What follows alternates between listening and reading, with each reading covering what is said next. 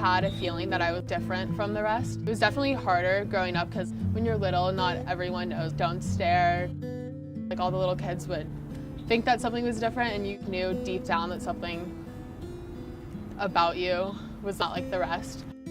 I was 18 months old. My mom could see this reflection that would bounce off. We call it a cat eye. It was like a reflection whenever I looked in the bathtub in the water. She took me to a doctor and they diagnosed me with retinoblastoma, which is a very curable childhood cancer, but it's very, very rare. 200 kids a year in the United States have this cancer. They could have done chemo or radiation. It was found so late, they didn't want to worry about it growing more into my brain, so they just had to remove my eye.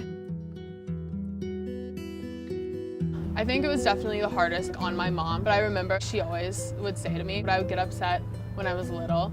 She would always say, the doctor told me, you're not gonna like what's gonna happen to your daughter. You'll be able to walk her down the aisle when she's older. She'll be alive.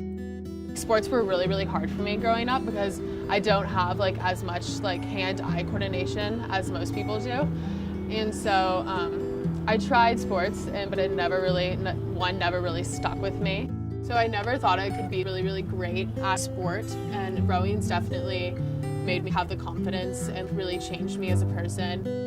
In high school, I only would row on my side that I could see out of, but when I got to UT, they switched me over. We're like, no, you have to get past this. He came right in, fit right in with the team. There was nothing about Maddie that sort of stood out, like she was behind in any way. She's just had to work really hard like everybody else to sort of pick up the level of work that we do here. Maddie and I were at dining hall one day, and I said something about how my childhood wasn't as great as most kids my age, and Maddie replied with, well, I grew up with a fake eye.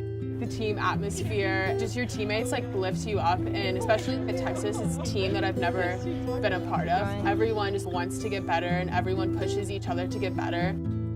Never have guessed that I would be a D1 athlete at the University of Texas or any kind of athlete.